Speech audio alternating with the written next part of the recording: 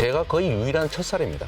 안 된다. 개발 이익이 너무 많으니까 공공에서 환수해야 된다. 100% 공공이 갖자는 게 제 원칙적인 입장이었는데 그걸 방해하고 저지해서 결국 민간의 개발 이익을 준 게 국민의힘이고 국민의힘 관련자들이 거기서 50억, 100억, 뭐 몇 억씩 받았잖아요. 다 드러난 거 아닙니까? 근데 왜 저를 의심합니까? 대장동 개발에 관련된 건데요. 뭐 물론 지금까지 후보자께서 이 문제에 대해서 많이 답변도 하셨고 네. 사실 이 부분을 피하지 않고 또 받고 계시기도 하기 때문에 이게 새로운 사실에 관련된 이야기라기보다는 이 부분에 대한 우리 이해가 어떻게 돼야 되는가라는 쪽에 좀 더 가까운 그런 질문인데요. 핵심은 이겁니다. 왜 많은 분들은 또 아직도 이 부분에서 미심쩍어할까? 네. 의구심을 느끼고 있을까? 그 본질은 뭘까? 어떻게 생각하세요? 워낙 이해관계가 큰 일에 제가 외면하지 않고 개입했기 때문입니다.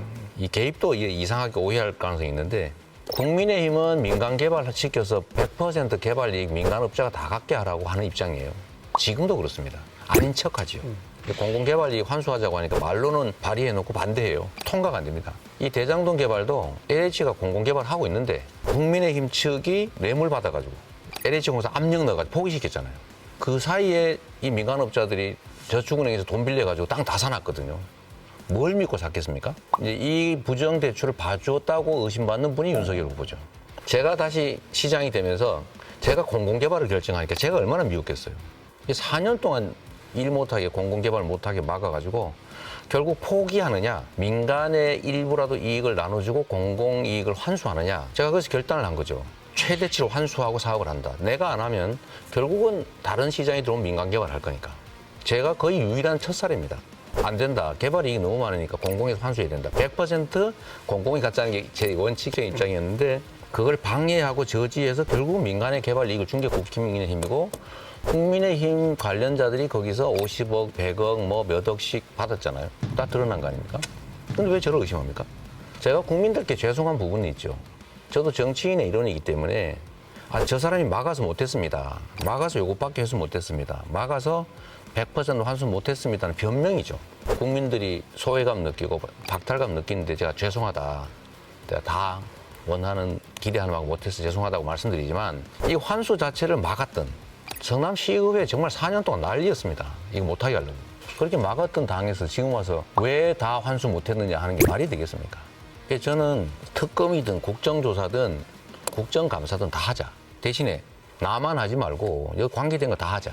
대출은 왜 봐줬는지, 왜 묵인했는지, 대체 돈을 나눠 가진 사람들 누군지, 그 돈 다 어디다 썼는지, 왜 국민의힘은 LH한테 압력 넣어서 포기시켰는지, 왜 성남시 의회 동원해서 성남시 공공개발 못하게 막았는지, 왜 하나은행은 대체 7천억이나 투자하면서 자기들은 배당을 안 받아갔는지, 이 종잣돈을 누가 냈는지 이런 걸 조사하자.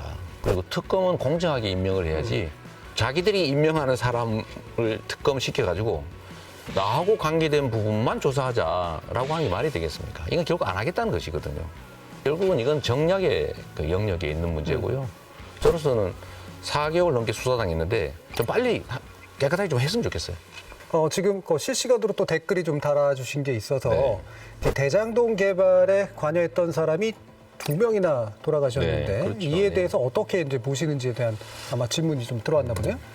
그 중에 한 분은 검찰과 언론이 나를 죽였다 이렇게 쓰고 돌아가셨다고 해요.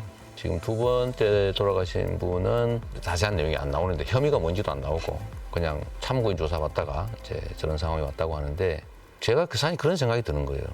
저도 이제 수사를 받아보고 진짜 기소당해가지고 정말 큰일 날 뻔하다가 겨우 살아났지 않습니까? 그게 검찰이 가진 권력인데 이 검찰 중에서 특수부가 하는 수사 스타일이 있어요. 목표를 딱 정하고 이 목표에 부합하는 증거는 막 만들고 배치되는 증거는 전부 다 제외합니다.